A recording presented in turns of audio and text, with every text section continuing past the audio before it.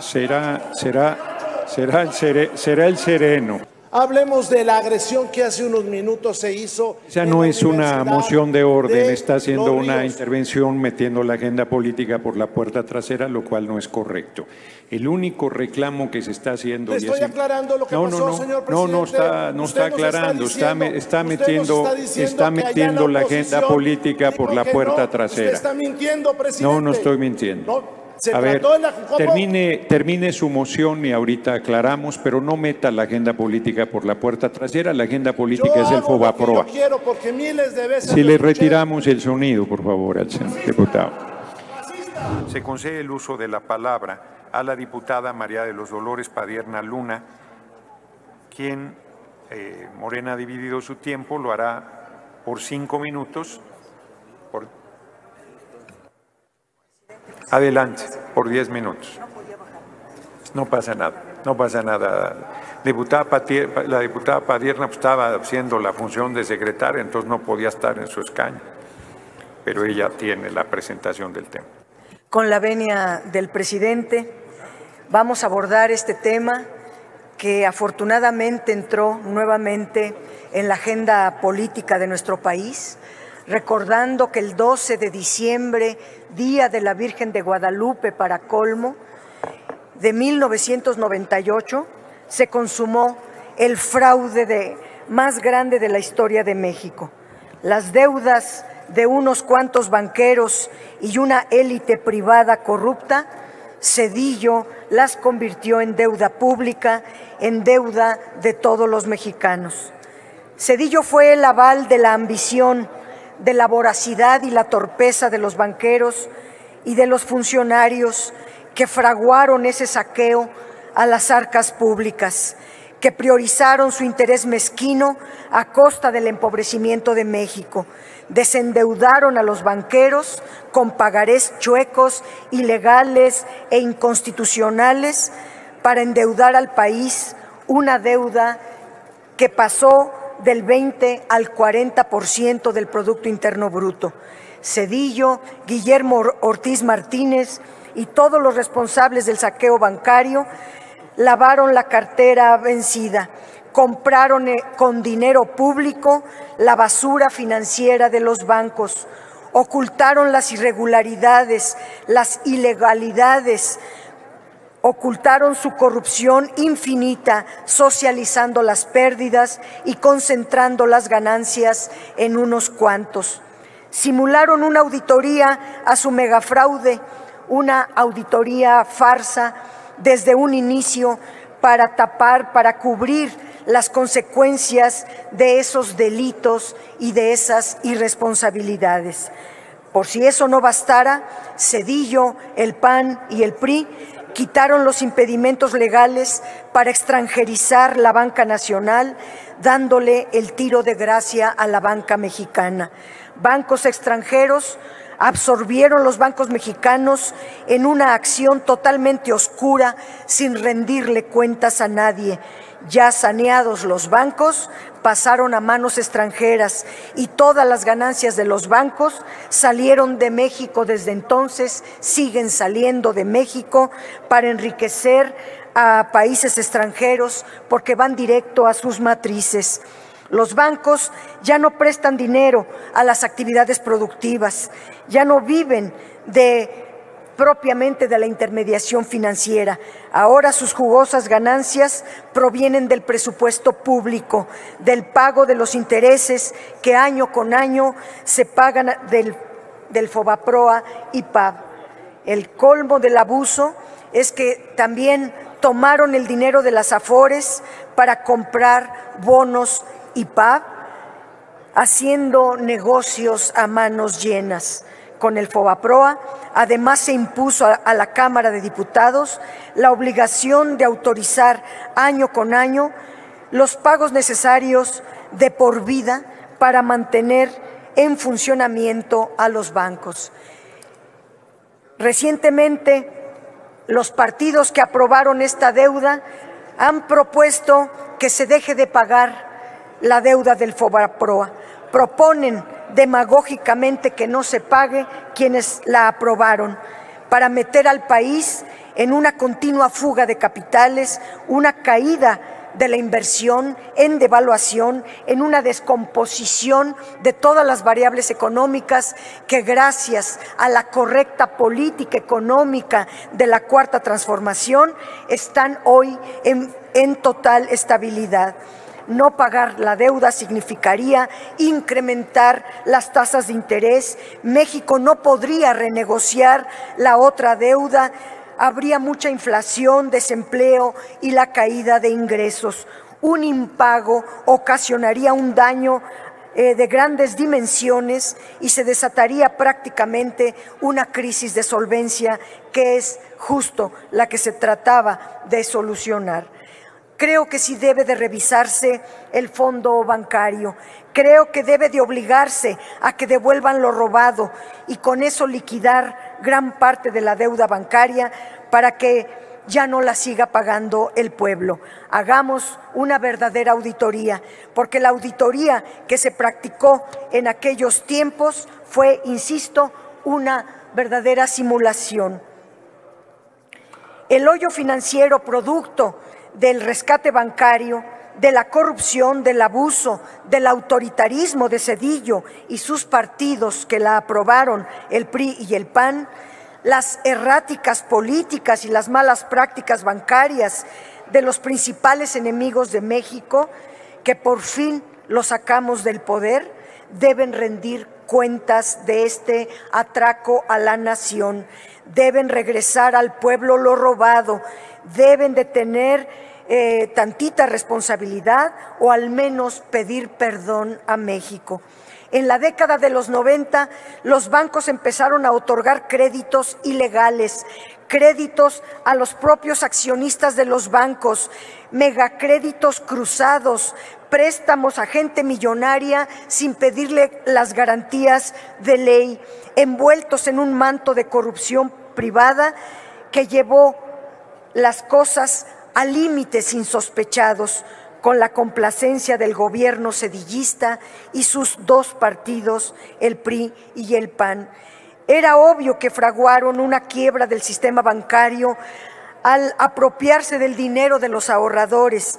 Tomaron el dinero de los ahorradores para otorgarse a sí mismos créditos que después ellos no pagaron y acabaron con la quiebra de los bancos.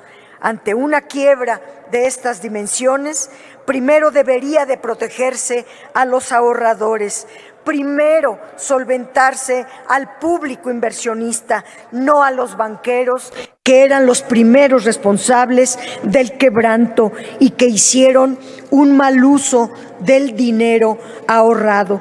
Los banqueros, lejos de conformarse con el saqueo y con el rescate bancario, iniciaron demandas contra los deudores, contra los deudores de clase media y de personas indefensas. Zedillo autorizó además el anatocismo, el poner intereses sobre intereses que luego la Suprema Corte de Justicia de la Nación, impuesta por Ernesto Zedillo Ponce de León, validó el anatocismo en contra de la gente para que ante la crisis no pudieran pagar sus créditos y les pudieran robar sus garantías. Fue así como la gente perdió sus casas, sus cuentas bancarias y los bienes que entregaron en forma de garantías a los bancos. El neoliberalismo fue el gobierno para los ricos, con métodos más atroces de que se tenga memoria. La auditoría que practicó la Cámara de Diputados en aquel tiempo, la auditoría de Michael McKay al FOBAPROA, fue en realidad una simulación. Solo se auditó al 1% de los créditos y con ese 1% se encontró que eran ilegales 73,000 millones de pesos. Si se hubiera auditado a todo el FOBAPROA, el volumen de los millones de créditos ilegales los millones de créditos robados, saqueados ilegalmente, llegaría a cifras exorbitantes. Zedillo pide que se auditen las obras del presidente, el mejor presidente de México, el presidente López Obrador, para eludir dar una explicación de sus actos, de sus decisiones irresponsables, de los costos mayúsculos que su irresponsabilidad puso sobre el país. Se olvida que el aeropuerto Felipe Ángeles, el Tren Maya, el interoceánico y todas las obras del presidente López Obrador fueron auditadas, que se auditaron esas obras y sus conclusiones son que el gobierno fue completamente responsable. Obras que existen y que son tangibles y que sirven hoy día para el desarrollo del país. No son basura financiera como lo hizo Ernesto Zedillo en su momento, violando la Ley General de Deuda, que todavía dice que se puede solicitar deuda siempre y cuando se aplique en obras que generen ganancias para su propio pago. Cedillo salió… Puede culminar, diputada Padierna, por favor. Termino, presidente, diciendo solamente que el pueblo de México, con alta legitimidad y con todo el respaldo del voto del pueblo, no van a distraer nadie nuestra histórica tarea de seguir construyendo la Cuarta Transformación. Pedimos transparencia en el FOBAPROA y que paguen los responsables. Muchas gracias. Sí, senadora Villano.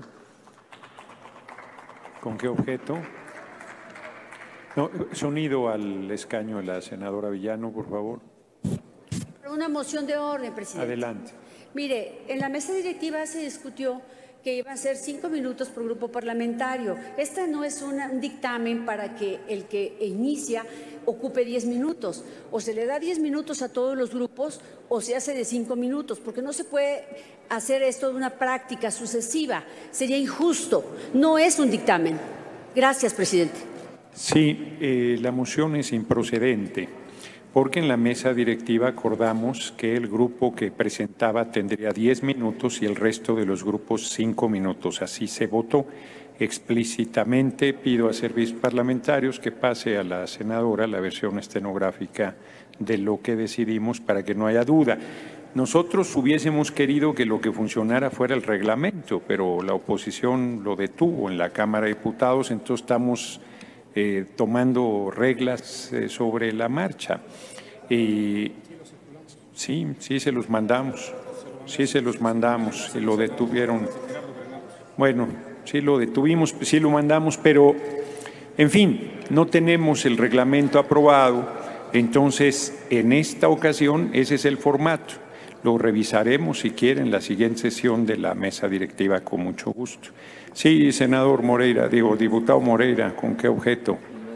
De orden también, y para ilustrar a la Asamblea. Un momento, perdón.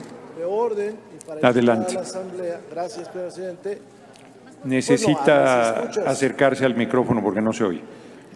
Gracias. Para ilustrar a la Asamblea, decirle que usted no está en lo correcto, que no se discutió en la Junta de Coordinación Política ningún reglamento. Es nada más para eso, me refiero a la Cámara de las y los diputados. Hoy no tenemos ningún reglamento que rija esta función que estamos realizando, esta asamblea.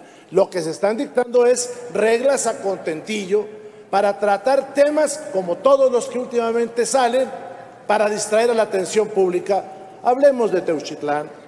Hablemos de la agresión que hace unos minutos se hizo. Esa no es una moción de orden, está haciendo una intervención metiendo la agenda política por la puerta trasera, lo cual no es correcto.